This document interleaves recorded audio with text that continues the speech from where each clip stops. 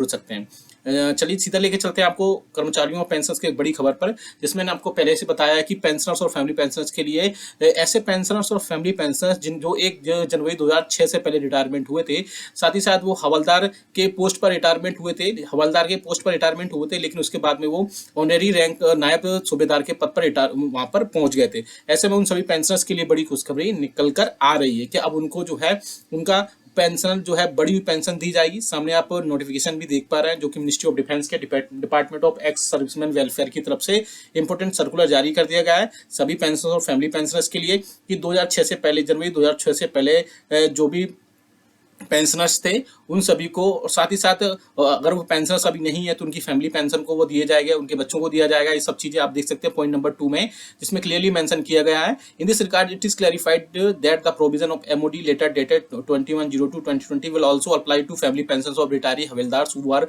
Granted honorary rank of naib subedar. तो आप देख सकते हैं कि जो फैमिली पेंशनर्स पे जो पेंशन अब नहीं है, उनके फैमिली पेंशनर्स को भी ये सारे जो बड़ी हुई पेंशन और पेंशन एरियर्स के साथ में प्रोवाइड कराई जाएगी। तो बड़ी खुशखबरी निकल कर आ रही है पेंशनर्स और फैमिली पेंशनर्स के लिए कि अब उनको जनवरी 2006 से पहले जो रिटायरमेंट हुए थे और जो पर्टिकुलर इस पोस्ट से रिटायरमेंट हुए थे और ऑनरेरी सूबेदार की पोस्ट तक गए थे, उन सबको ये सारी चीजें मिलेंगी, उनको एरियर्स के साथ मिलेंगे। अब बात करते हैं कि क्या क्या इस जो है कल की मीटिंग में जो हुई उनमें क्या क्या चीजें छूट गई जो पेंशनर्स को अभी नहीं पता है।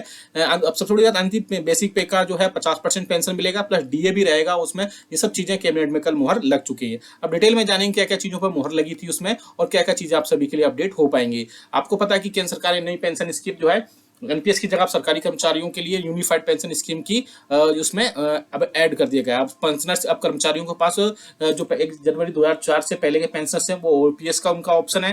अब नए कर्मचारी उनके लिए एनपीएस का ऑप्शन भी रहेगा, साथ ही साथ ओपीएस यूपीएस का भी ऑप्शन रहेगा। इसमें केंद्रीय कैबिनेट बैठक में इसको लेकर सहमति बन चुकी थी। साथ ही साथ आपको बता दूं कि यूनियन ने भी इसको स्वीकार कर लिया था। अब इस फैसले का ऐलान करते हुए केंद्रीय मंत्री मिस्टर अश्विनी वैष्णव ने कहा कि देश भर में सरकारी कर्मचारियों की तरफ से हमेशा से मांग आती रही है कि ओपीएस व्यवस्था फिर से लागू की जाए, लेकिन ओपीएस तो लागू नहीं की जा सकती, पर एनपीएस में संशोधन करके एक अलग से व्यवस्था बनाई जा सकती है, जिसे अप्रैल 2024 से अप्रैल 2025 से इसमें सुधार करके यूपीएस को लागू किया जाएगा। इस कैबिनेट बैठक में मैं आपको बता दूं कि वित्त मंत्री निर्मला सीतारमण जी और साथ ही साथ डॉक्टर सोमनाथन इस कमेटी के चेयरमैन थे, जो कि पहले के फाइनेंस सेक्रेटरी थे, अब कैबिनेट सेक्रेटरी है।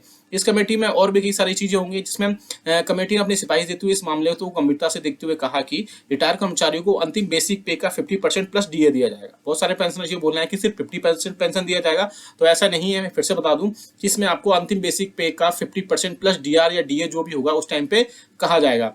इसके अलावा इसमें